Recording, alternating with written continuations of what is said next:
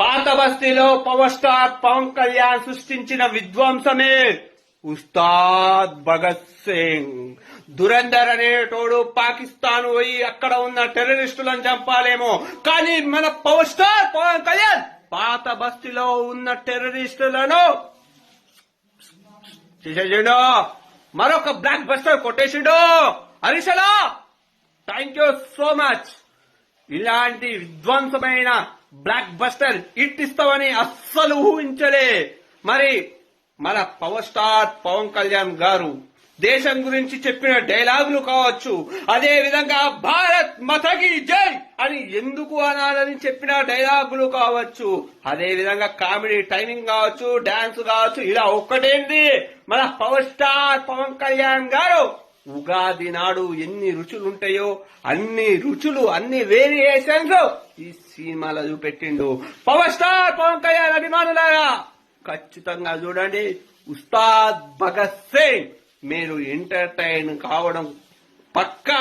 Cinema blockbuster hit. Power star Pawan Kalyan గారు మరొక super duper hit కొట్టిండు.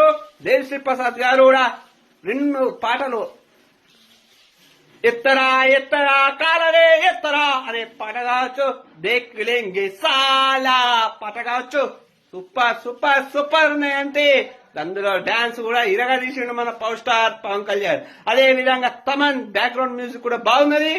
అదే విధంగా హరీష్ శంకర్ సార్ నిజంగా జన సైనికులు ఏదైతే పవర్ స్టార్ నుంచి కావాలని అనుకుంటారో అదంతా సినిమాలో పెట్టినాం.